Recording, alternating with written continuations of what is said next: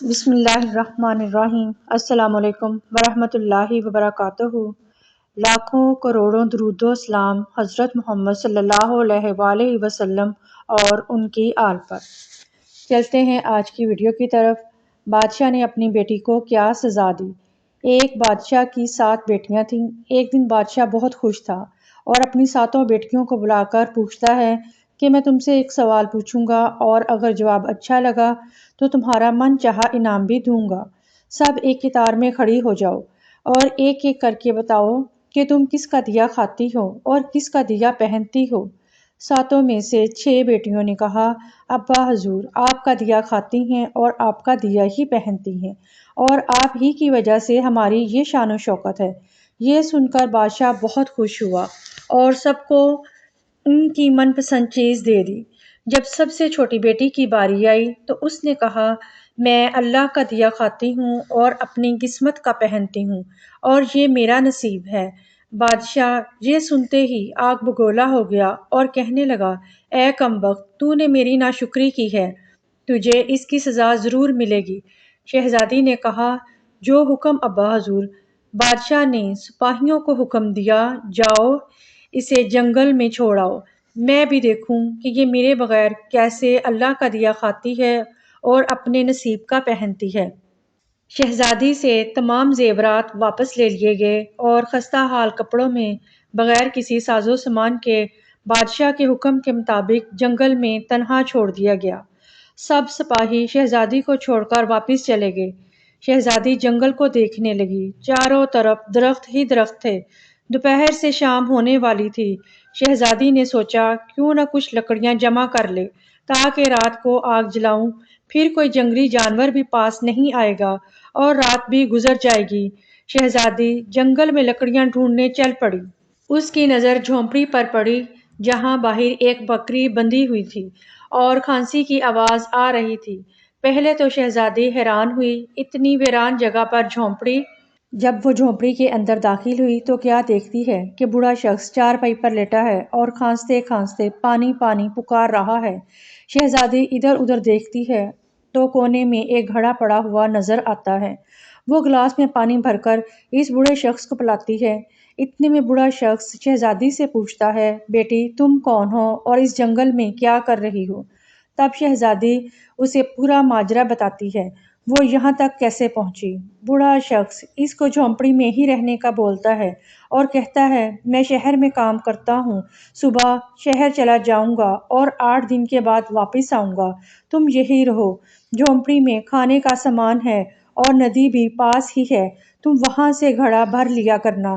بوڑھا شخص شہر چلا جاتا ہے اور شہزادی یہاں اکیلی جھونپڑی میں صفائی کر کے بکری کا دودھ نکالتی ہے، آدھا اپنے لیے رکھ لیتی ہے اور آدھا باہر کونے میں برتن میں ڈال کر رکھ دیتی ہے کہ رات کو کوئی جانور بھوکا یا پیاسا ہوگا تو وہ پی لے گا، خود اندر آ کر سو جاتی ہے۔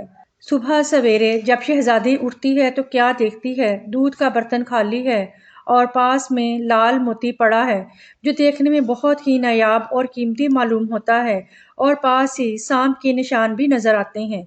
تب شہزادی کو یاد آتا ہے کہ بچپن میں اس نے سنا تھا جب کوئی سانپ بہت خوش ہوتا ہے تو ایک لال اگلتا ہے کہ جس کی قیمت ہیرے جواہرات سے بھی مہنگی ہوتی ہے۔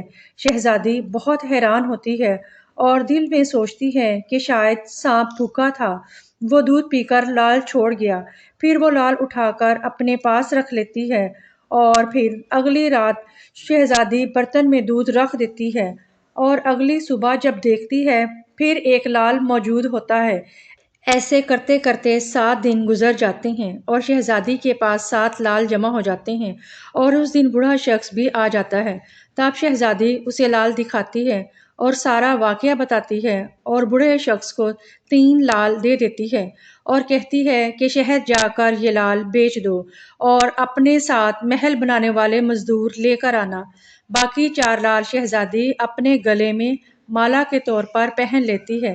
کچھ ہی مہینوں میں جنگل میں ایک عالیشان محل تیار ہو جاتا ہے جس میں بوڑھا شخص اور شہزادی رہتے ہیں۔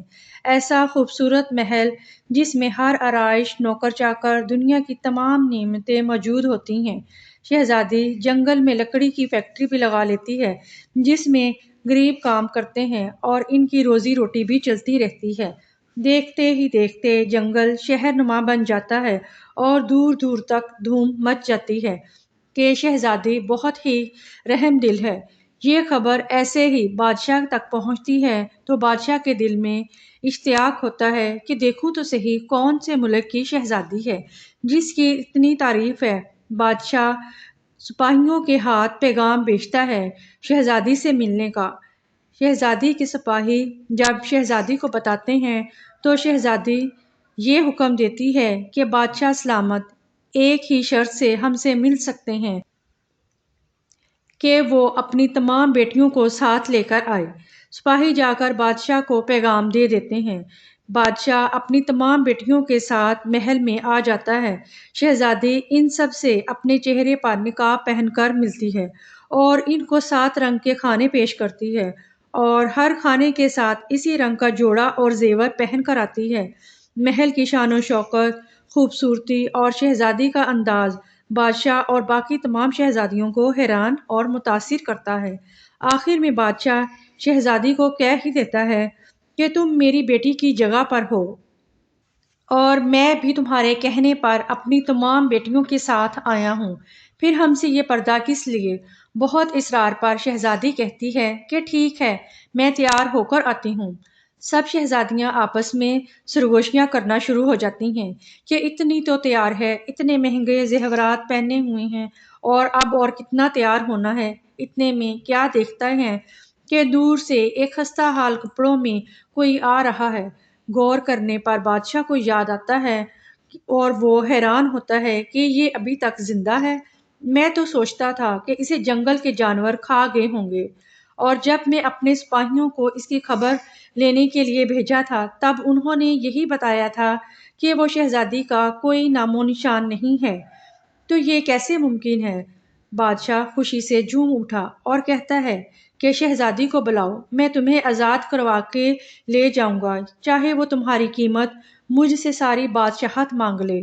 یہ سنتے ہی شہزادی بولتی ہے، نہیں ابا حضور، میں ہی وہ شہزادی ہوں۔ میں نہ کہتی تھی کہ میں اللہ کا دیا کھاتی ہوں اور اپنی قسمت کا پہنتی ہوں، بس اسی اللہ نے آج مجھے کہاں سے کہاں پہنچا دیا ہے اور میں آج آپ سے بھی زیادہ امیر ہوں۔ اور پھر شہزادی اپنا تمام حال بیان کرتی ہے کہ وہ اس مقام تک کیسے آئی اور اپنی گلے سے مالا اتارتی ہے جس میں ابھی 4 لال موجود ہوتے ہیں، اور میں آج آپ سے بھی زیادہ امیر ہوں۔ اور پھر شہزادی اپنا تمام حال بیان کرتی ہے کہ وہ اس مقام تک کیسے آئی اور اتارتی ہے اپنے گلے کی مالا جس میں ابھی بھی 4 لال موجود ہوتے ہیں۔ یہ بات سنتے ہی باقی تمام شہزادیاں دل میں رشک کرنے لگتی ہیں اور سوچتی ہیں کہ اے کاش ہم نے بھی یہی کہا ہوتا کہ اللہ کا دیا کھاتی ہیں اور اپنے نصیب کا پہنتی ہیں۔ میرے پیارے بہن بھائیوں، اللہ کی ذات پر یقین رکھو، وہ جس حال میں بھی رکھے ہمیشہ شکر ادا کرو۔ آج کے اس دور میں بچوں کی ایسی تربیت کی بہت ہی ضرورت ہے۔ بچوں کی آخرت کی فکر بھی والدین کو ایسے ہی کرنی چاہیے جیسے اپنی آخرت کی فکر کرتے ہیں۔ یہ چھوٹا سا خوبصورت سا پیغام خاص طور پر ہمارے نوجوانوں کے لیے ہے۔ ہو سکے تو شیئر کریں، اللہ نے چاہا تو ہمیں اس کا اجر بھی ضرور ملے گا، ہمارے بچوں کی اصلاح بھی ہو سکتی ہے۔ اللہ تعالی ہمیں حسن عمل کی توفیق عطا فرمائے، آمین یا رب العالمین۔